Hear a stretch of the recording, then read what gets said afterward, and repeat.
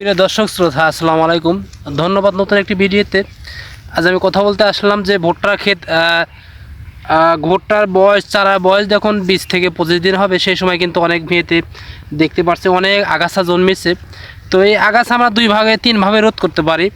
প্রথমত আমরা নিড়ানি দিয়ে নিড়ানি দিতে পারি, দ্বিতীয়ত আমরা নাঙ্গল টানিয়ে বা অথবা নাংলা টানিয়ে রোধ করতে পারি, আর তৃতীয় যে সমাধান রয়েছে সেটা কিন্তু ঘাস মারা ওষুধ দিয়ে আমরা সেটাকে অর্থাৎ আগাছা মুক্ত করতে পারি। তো এখানে দেখতে পাচ্ছেন যে নিড়ানি দিয়ে কিন্তু সুন্দরভাবে নিড়াচ্ছে।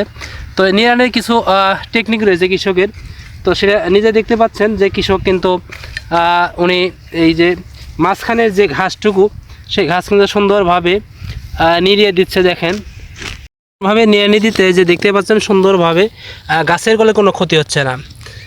একদম গাছের যেটা গুড়ের যে আগাছা সেটা কিন্তু হাত দিয়ে একদম টানিয়ে ওঠানো হচ্ছে। এই যে দেখতে পাচ্ছেন যে আর যেটা একটু দূরের ঘাস রয়েছে এটা কিন্তু এই নিড়ানি দিয়ে যে মাঝখান দিয়ে সুন্দরভাবে নিড়িয়ে দিচ্ছে। আপনারা চাইবেন যে যখনই নিড়ানি দিবেন যে গাছের যে গুড়ের ঘাসগুলো এই ঘাসগুলো অবশ্যই আপনি হাত দিয়ে টান দিয়ে উঠাইবেন, আর যে মাঝখানে যে ঘাসটা এটা আপনি নিড়ানি দিয়ে তুলতে পারেন।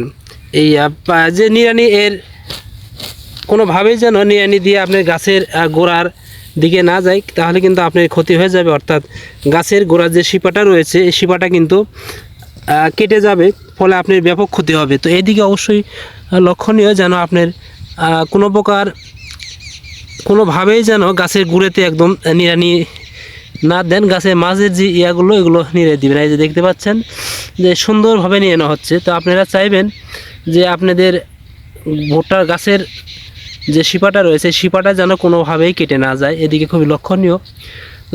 এরকম নিত্য নতুন ভিডিও দেখার জন্য অবশ্যই আপনাদের পাশে আমাকে রাখবেন, আর যত কৃষি পরামর্শ রয়েছে অবশ্যই কমেন্টে জানাতে পারেন। আমি সর্বোপরি চেষ্টা করব আপনাদের সমাধান দেওয়ার জন্য। তো আজ এখানে সমাপ্ত করছি। আসসালামু আলাইকুম রহমতুল্লাহি ওয়া বারাকাতুহু।